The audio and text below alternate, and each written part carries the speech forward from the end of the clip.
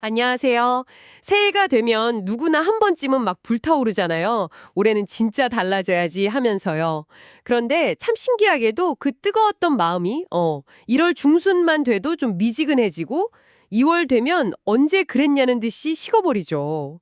오늘 우리가 함께 살펴볼 자료들이 바로 이 지긋지긋한 작심삼일의 근본 원인 그리고 그 해법을 아주 독특한 관점에서 다루고 있어요.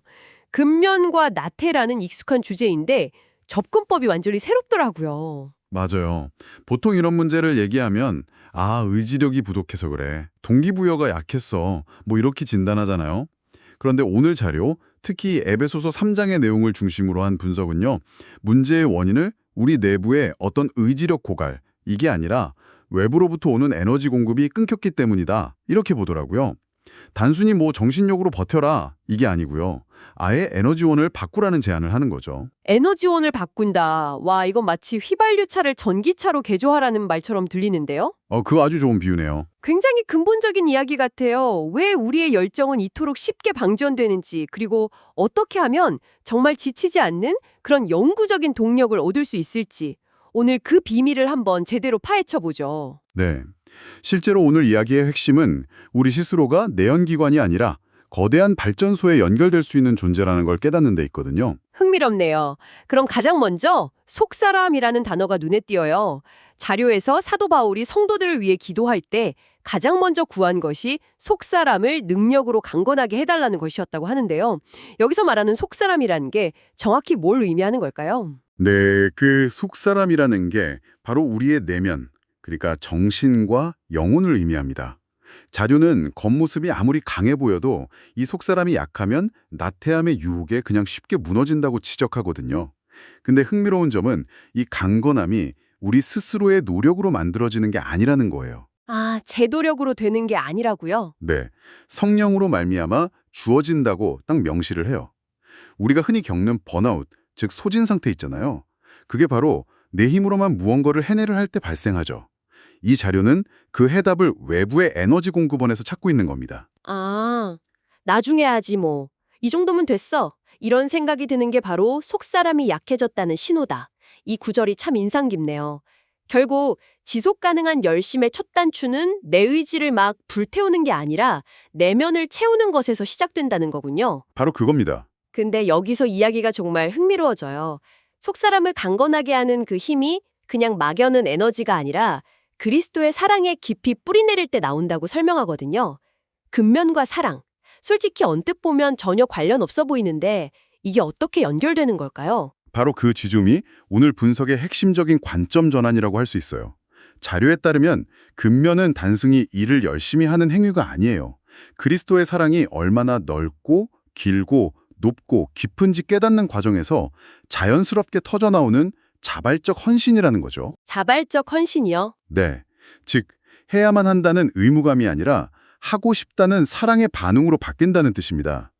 의무감은 에너지를 소모시키지만 사랑은 에너지를 공급하니까요. 아, 그러니까 내 의지가 아니라 하나님의 모든 충만하신 것으로 채워져서 일을 할 때 고통스러운 노동이 기쁨의 섬김으로 변화된다는 말이군요.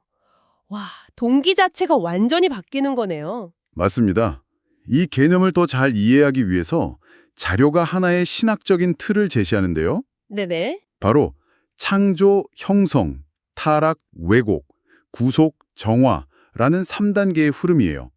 이 흐름을 따라가 보면 우리가 왜 나태함에 빠지기 쉬운지, 그리고 어떻게 회복될 수 있는지 그 큰 그림을 볼 수 있게 됩니다. 좋습니다. 그럼 하나씩 살펴보죠. 첫 번째, 창조 단계. 그땐 어떤 상태였나요? 태초의 아담은 하나님과 완벽하게 연결이 되어 있었어요. 그래서 속사람이 늘 강건했고 에덴을 경작하는 일이 기쁨의 특별 과제였죠. 이때 근면은 그냥 하나님의 에너지를 흘려보내는 아주 자연스러운 활동이었던 겁니다. 억지로 하는 게 아니었군요. 그렇죠. 하지만 타락으로 모든 것이 왜곡되었군요. 그렇습니다. 죄로 인해서 하나님과의 연결이 딱 끊기면서 영적 에너지가 차단된 거예요. 속사람이 약해지니까 인간은 힘든 일을 회피하려는 나태함의 노예가 되었고요. 근면은 이제 스스로를 고갈시키는 고역이 되어버린 거죠. 지금 우리가 경험하는 모습과 아주 유사하죠. 그렇다면 마지막 구속 단계가 바로 우리에게 주어진 해법이겠네요. 맞습니다.